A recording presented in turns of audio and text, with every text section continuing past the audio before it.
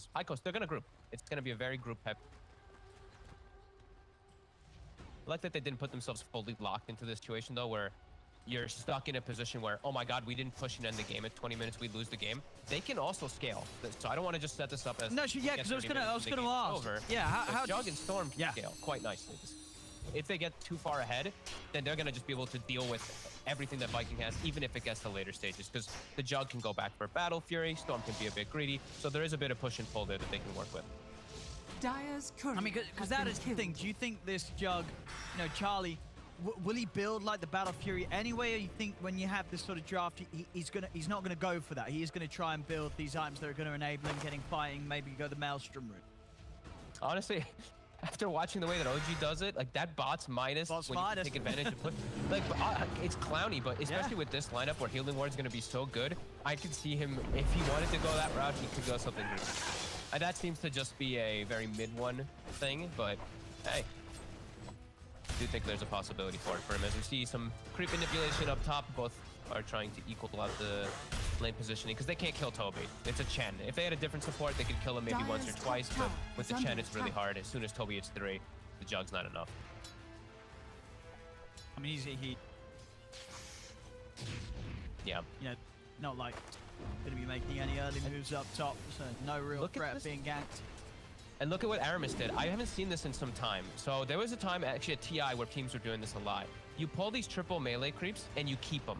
You don't take the whole wave. You only kill your range creep. So he's now done, I think he did it the first wave too, but now this wave he did do it, kills his range creep, and now this is going to mess up that whole creep equilibrium. So Tobi gets a lot up top and they deny a significant amount out of this. I have not seen this done in a very long time. It's a really tough thing to make work every time, is you have to pull it perfectly into your range. But yeah, it shows that he's working on it. Come over to mess around. But he got it on the range creep again. Look, that range creep. Look, they're dancing between who wants to get the deny. Xibbe can't get the last hit, gets the deny. Lane's gonna push into Tobi's favor. Very happy Timbersaw and an unhappy Charlie. No, absolutely. Away from him is going to add up. I mean, it already was. Who did it so consistent? Someone did it very consistently. I think it was at TI. I can't remember off the top of my head, but it was a common thing that we started seeing a lot, and we're like, oh my God, that is some big brain stuff. Pulling it onto that range creep. Seems small, but very impactful. We're on the left. Well, pretty close, really, to start with. Mid lane, boom, 18 for 2. Supream, 3, but he's coming in, so pretty much an even matchup so far in the mid. Is that expected here, or do you sometimes see one of these heroes take the lead in this match? Very skill-based matchup. They're actually just ganking Supream. Oh, nice move here from Aramis, getting the kill. Supream, I mean, he's going to turn, but not quite enough burst to threaten Boom. Boom will get away with it. We'll lose his courier, or maybe not. Yeah, it's okay. Xibbe has got it. I've seen this matchup go both ways.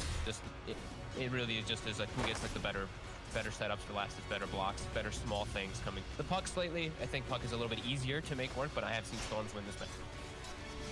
Nice move from Aramis though, and they did a good job of like pushing the lane in really hard so they can go for that dive play. That's the thing that Puck can always do for Storms. And now Ruin is being secured as well by 2 supports from Viking. But Era actually does guard it off and block away that Grimstroke from getting it, so Supream will freely fill the bottle. And has a way to play around silence, at least, with that illusion rune. I might. Aramis was swing mid and set up to him once again. Thing on both the carries right now. Shad having the slightly better time in terms of farm, but he had gone on a bit by Era and Chessie. Clear for the illusions pretty quickly as well, as now they'll be able to continue to chase him down. Seleri from the side, slowing the 2 of them. Shad will... Yeah, they're going to be able to burst, and they are! They're able to reach in, and with that final bit of burst, I mean, it all adds up there. That chase long enough for them to basically get 2 rounds in there with the axes and the Aftershock, and it's too much for Shad to deal with. And I was going to point this out too, that I'm so happy Chessie went for the build. Rather than go for intervene, sure, your right clicks are weaker, but your axes are magic. You're playing into a high armor hero like Naga. Magical axes, get 2 stacks of them when he's too far up. That's exactly what gets him a kill. Big props to Chessie for going this build. Don't see it. We see it a little bit more often lately, but yeah, when you're playing versus those high armor heroes, people will remember magical axes for quite some time now. Stupendous. Top, Charlie's still continuing to struggle up here, and Tobi is getting kind of close to the sticks. They're actually going to be able to bully him a little bit. Should be fine with his one charges. Oh, gets a courier. Himself a courier. All right. And yeah, Tobi's not going to quite be able to finish up the kill. Charlie has 6 charges. Xibbe could die here. There's an Orb of Venom. They're just right-click chasing him. Oh, but the stun misses. I mean, he's healing himself up. He's still dead. Control Priest. He does indeed try his best to keep himself alive. Dire's top tower. That's cute. He's mana burning them. Look, he's mana burning Tobi and healing himself up. It was a nice attempt. And maybe Charlie can get a return kill. I mean, he doesn't want to go looking. Bottom lane, Shad. Dire's bottom tower. He's in with the illusions this time around. Chessie unable to clear them out. Boom, gets himself the haste rune top, gets a lucky spawn, and Shadow Shaman was checking bottom rune. That's why they went aggressive onto the Beastmaster. Boom gets the rune anyway. So all 3 lanes looking pretty good right now for Viking. Tobi will be able to Timber Chain away from the Jug. Yeah, doing a good job. The Beastmaster, they did get the 1 kill on that Naga Siren, but we do see Shad is still absolutely getting, for the most part, free farm down here, and he is slowing down Chessie more than the Timbersaw is being slowed down on the opposite end. Timber can't be pressured in the lane. Quickly as I go. Boom's actually getting active, so it looks like they want to try to make a move top. Charlie's going to get the early spin off, and that means no spin for when Boom's here. And indeed, Boom just turns Dream Collar down. He's got the Omni Slash, and they're coming in with a tip. They're actually to get the setup as well. Boom's going to get dragged back. Supream saving the day. I mean, what a move there to counteract what looked to be a smooth play from Viking. Down bottom, Error, he's turning on a Seleri. He's able to get the kill with the help of Chessie. Axes come back out.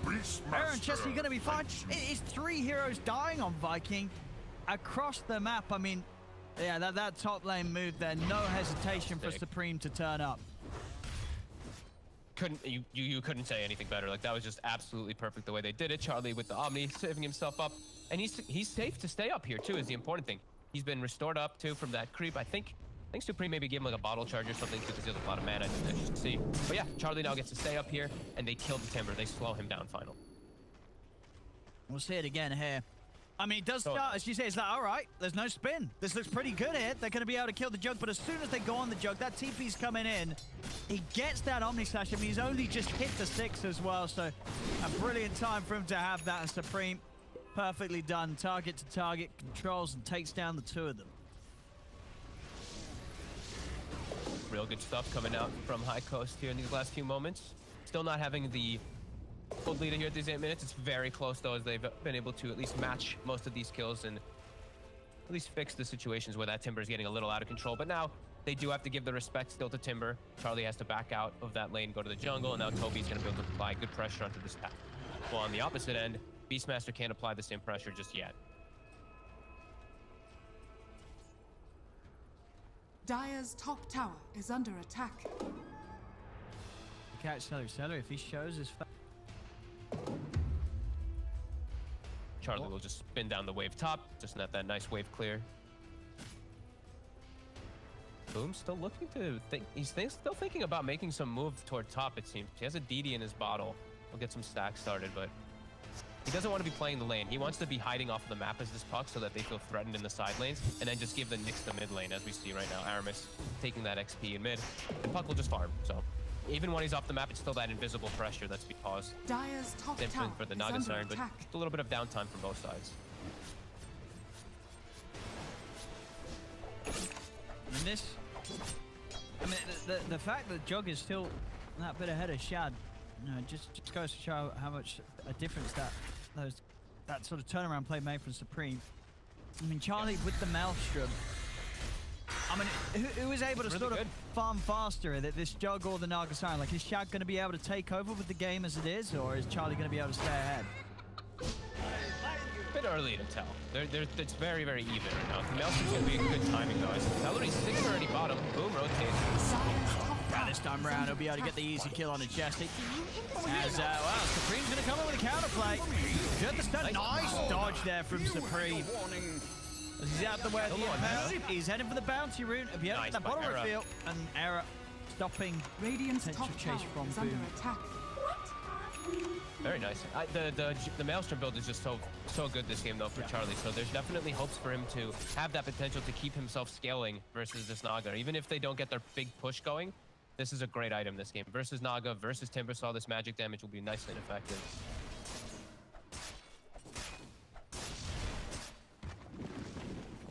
Very close hit early on. I mean, what sort of timing do you expect we'll see High Coast start to group up and go? Like, is there some sort of big item or? Top tower is under attack. Just right when they get this book 1 on Chessie, I think that's right when they start pressuring the towers, and he's got it coming already. I think you have to start, even though you're feeling comfortable with the game, you want to start kicking up the pace, and that's what your draft does. You have Shadow Shaman and Beastmaster Chen. You really want to start forcing these towers to get this advantage. Because the other team, you know, the opposing team Viking, they don't have tower hitters. They have a Timbersaw. Oh, Charlie! They counted one. They got him. All right. I mean, he ran straight towards them there. I think. Okay. I guess he felt that he would get the chance to play aggressive into them. Maybe didn't expect quite as many of them to be hidden in the trees as there was. But that's a disaster. It did make for quite a funny looking situation there as Charlie runs into his death. It's right before the book, I think, was even summoned too or something like that. That was just a little bit too ahead of time, and Viking, they're going to punish more. Yep, Dream Bow down. Mistakes, High Coast. On the side, in they go. Good start on, turn them off the side. Mech will be popped. Gotta get the heads off Supream. He's coming in with the control roar as well, so they'll take down Aramis. If they can find anything more, Tobi's already out the high ground with the chain, and they've got no further catch. Oh my, they clear up the book and several of the Chen summons though from Tobi. And the important thing is that they completely stopped this tower push. It's only at half HP. That was one of the bigger pushes that High Coast does in the early game, and it's just completely stopped. Naga Siren's getting free farm. Bit concerned here for High Coast if they don't make the push happen perfectly the next time. Viking GG's is getting way more out of the map, and they're taking top tower and they're defending their tower when they're playing versus the Chen Beastmaster Shadow Shaman lineup. It's a testament of its own. They can't afford to mess with one of those pushes again. No, it really hurts Charlie too. Any downtime when he's dead, Naga Siren just skyrockets back. Charlie has to be very careful. I mean, that's the thing as well. Yeah, dying before he even had the Maelstrom done. Yeah. They can't make this. They can't make any more mistakes. It's like these pushes have to go the right way, or the threat's gonna start being there. That looming threat of Naga Siren, where you don't have the tools to deal with it as well. Sure, you have the Jug going Maelstrom, but the rest of your lineup does not address these illusions. And Aramis, he has a Meteor Hammer already somehow done. Dire are scanning. You do get the scan, Charlie. Seeming to know something's up.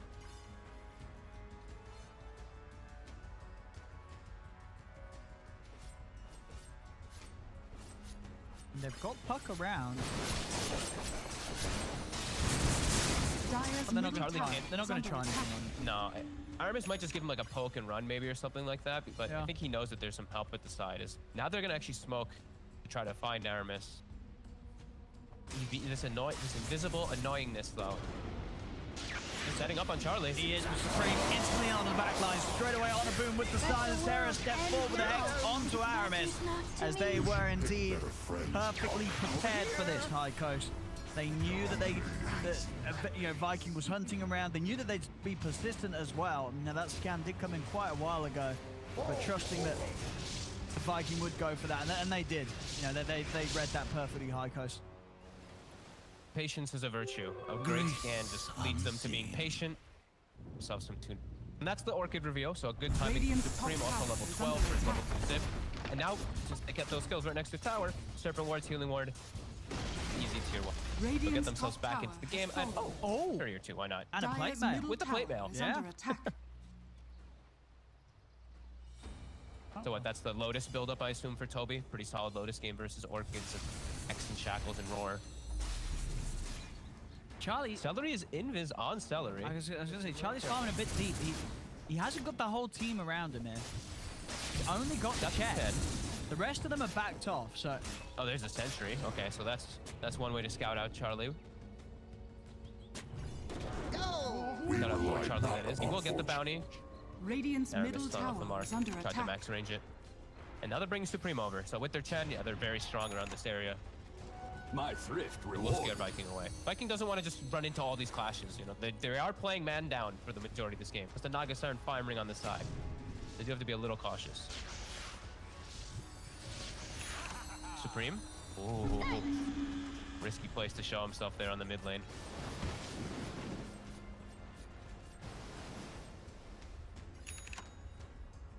Viking more than prepared for these pushes though. They see it start to be kind of telegraphed. They bring all the spammers out to the mid lane. Grimstroke, Nyx, Puck all set up in the area while the Timbersaw deals with the opposing push on the other side with a... Trying to keep the catapult alive, Charlie.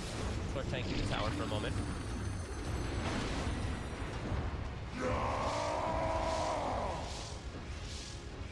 But they'll slow it down though. Ico's push back. Oh, yeah, I think the Naga Siren definitely going to be a bit of a worry. Oh, they actually get the open onto Boom. Boom, he steps in. Is he going to be able to live though? The Siren's in there into the root. Is he out? He's not. It was close though. He nearly actually survived that jump. At the same time, down bottom, they get the setup onto Chessie. Might be able to find something in return. No, Chessie's able to turn, pop the roar. Chessie's going to live. The backup's inbound from Supream. He's got the ulti good to go again. If they got enough to burst through this Timbersaw, they have the follow-up Hex. The controls there from Era. As Supream picks the triple up from mid lane to bottom lane. Definitely tip Super. He is carrying the hell out of this game right now. 7-1-3. Every rotation he's done has been pretty much successful, and he always gets the right heroes. And again, right in front of a tower. Or he just dropped the wards. This Supream is... He ate his Wheaties as well this morning. It seems like he's really killing it. He's got a Yules already. So he's got now ways to deal with these tires.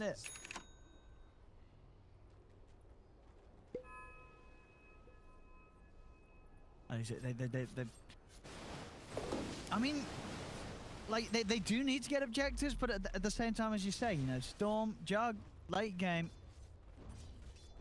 they're going to be pretty strong. Especially if this Storm's having such a good game as he is. You know, Supreme's doing fine. This guy's going to be ready to carry any stage and keep up this level of performance. It's just going to get annoying. You know, for High Coast, can they try and hunt the Naga Siren, or do you think that's going to be too hard to do? They just sort of have to focus on pushing and taking objectives to the point where Shad's he kind of has to turn off and help the team. I think they should just be playing their own game. Yeah. If they can, maybe once or twice they can catch Shad because they have Hawks and they have a good vision aspect, but Shad should be in a pretty defensive position where if they go for him, they're going to counter gank super hard for him.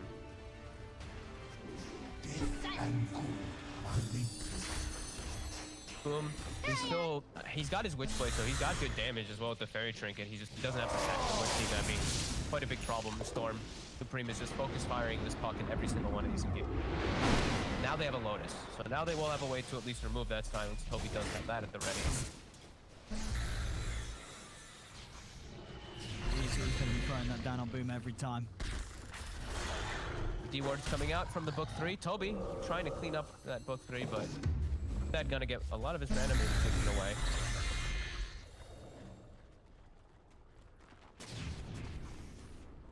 Aramis forced to stop, and yeah, they really want this mid tower. So they can start getting access maybe into the triangle. Radiant structures are fortified. This time around, they should be able to finish Dire's it. top tower is under attack. If they want to try and jump in for any kills or just let it be, Tobi will get the deny. Nothing taken away.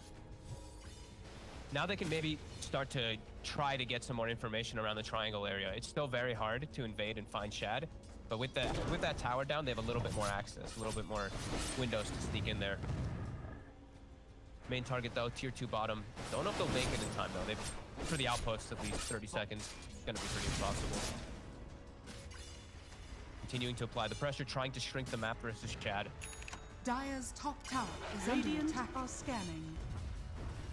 Radiant's bottom tower is under attack. Radiant structures are fortified.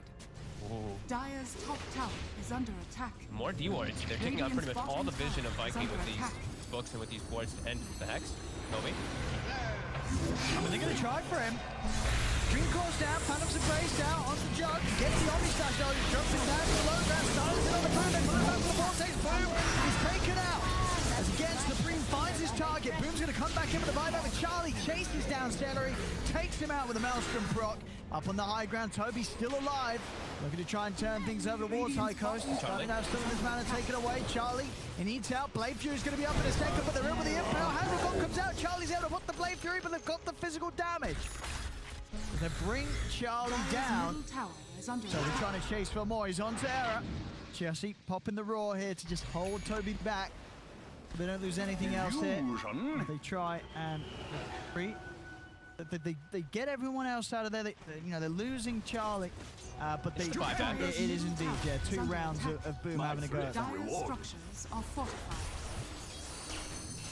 It was a really good fight the way that they just held their ground too on the high ground for High Coast. As soon as Charlie splits away though, that's when Boom buys back, sees the opportunity to actually take him away when he's not grouped up with his team. And this fight mid still might happen. High Coast are pretty healthy on mana. 8 seconds for Charlie. Middle tower is under attack. Dire's middle tower has fallen. And that is the first fight where Shad shows up. Yeah. That's before the Scotty. So now with Scotty, he's going to be a lot more threatening, and we're seeing his tank ability. He's going to be about at the 3,000 health mark when he finishes that. Very hard for them to actually focus fire him at all. It really does feel that the Naga Siren's progress is definitely going to be concerning for High Coast. The fact that Shad is where he is, you got to imagine, Viking, at least from their perspective, when they picked this hero, ended the draft with it, down 6-14, down 1k gold at 22 minutes, that feels like it's probably part of the plan, right? Then Vikings going to be feeling that for them that this game's playing out how they want it to. Sure, it'd be great for them if they were smashing and dominating, but I don't think they would have expected that. This is at least the level of progress they expect. Absolutely, and it is.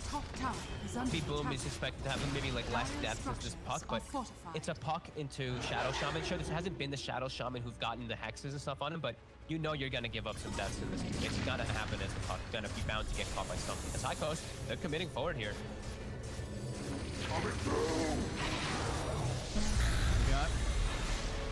Wards are being cleared out. Illusions quickly clean them up. Coast backing away after they forced everybody back into the base. They did a fair bit of damage to the tier 3, but as soon as Shad turns up now, they have to back off completely.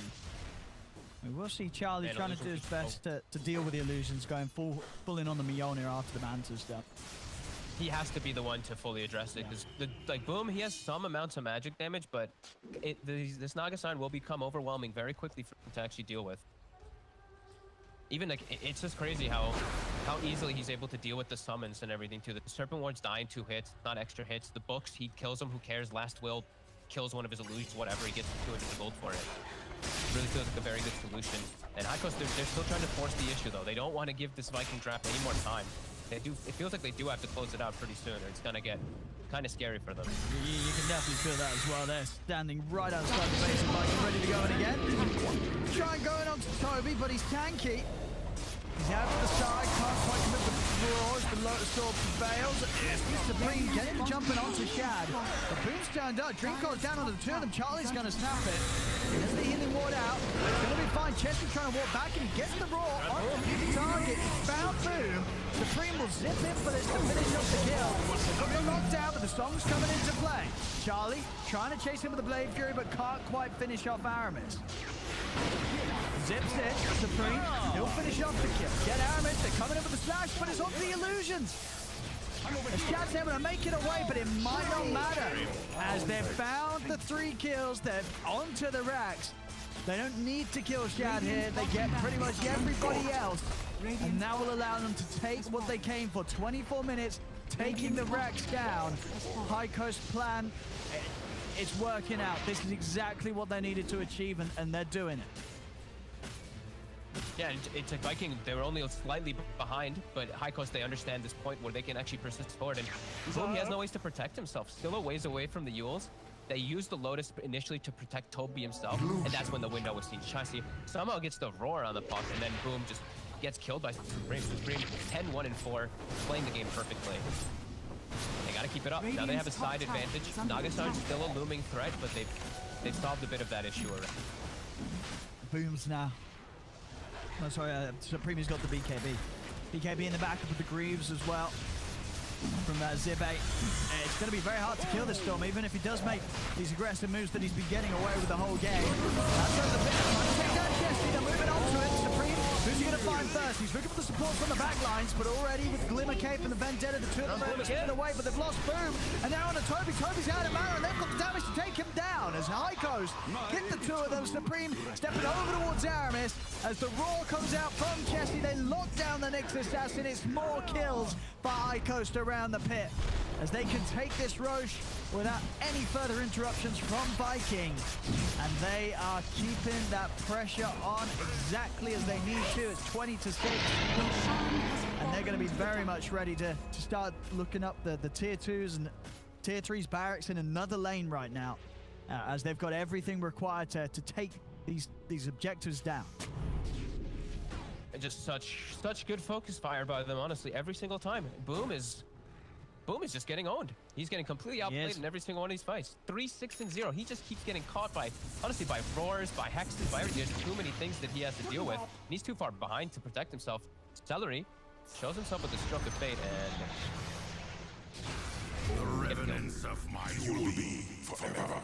I guess this is the thing, you know, as popular as Puck is, it's definitely getting to a point where this hero shows up so much that teams are going to have pretty smart ideas as for how to play against it, right? And we're really seeing that here from High Coast as the Puck's just having no chance against what High Coast is bringing to Viking in this game. Supream is by far my MVP this game. He's played this so damn well. Every gank has worked for him. All of his targets that he's gone for has died when he's made the jump initially too. It's just really good understanding of who he has to target, who he has to focus fire on, and it's got them into such a good position now. This game is okay, gold lead. Second Rax is getting taken out here. Viking holding off decently. Charlie's going to be able to reset. He's got healing ward up in 15 seconds. Of course, this push is being done with the Aegis. Yeah, I guess we didn't point that one out, but we did see this actually from mid one yesterday too. Is the healing ward cooldown? You have this big push. Yeah. Just keep spamming your healing wards. He's got a full axe as well after that Miona now. Yeah, absolutely. I actually was surprised he didn't pick up the shard, but it doesn't feel like he needs it, as they're mostly just playing around siege. And hey, they don't need to kill the Naga Siren. They're just taking out the buildings and killing everyone else. I mean, that's really what's happening. You know, Charlie's just stepping up. He's hitting the tower. He's not too fussed about the other heroes. I mean, he'll jump in on them when they sees an opportunity and Chessie's able to find a roar. But other than that, he's happy to just walk up and continue to take down these objectives, and they'll get it. Tier 3's gone, and Viking just not able to do much at all in terms of pushing them back. No, they can't take advantage of whenever Charlie's healing ward is down, because look, it's back up again. As soon as he does back up, it'll reset, and then they can go and start knocking again. They have to try to find the back lines or something, as they're just gradually losing their base. The Viking need to find some type of sneaky approach here.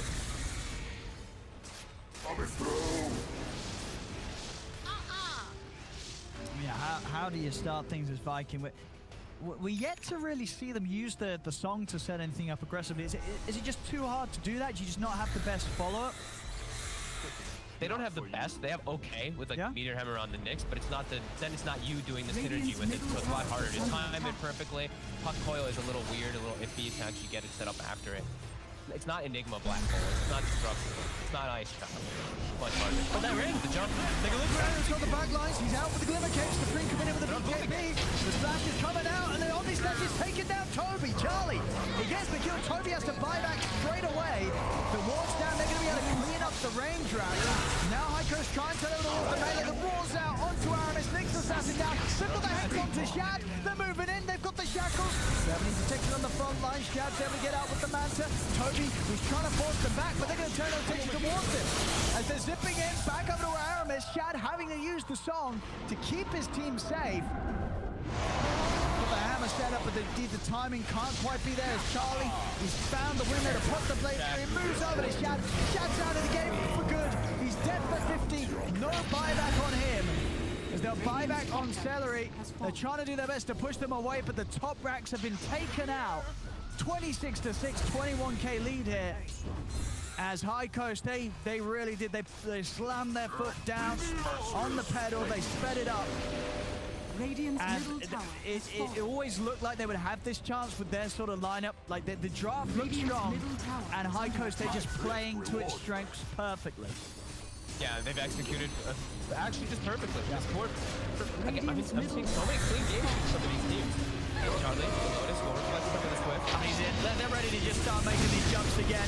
Over towards Aramis. Aramis goes down. Look at the grab back on the Boom. Boom dead yet again. Tobi as well being held back. They're going to call it. There's nothing they can do to turn this one around as GG is called. High Coast will take game one. And I mean, they needed this. High Coast. They've had a rough showing so far in the league. But what a game to start this series off with.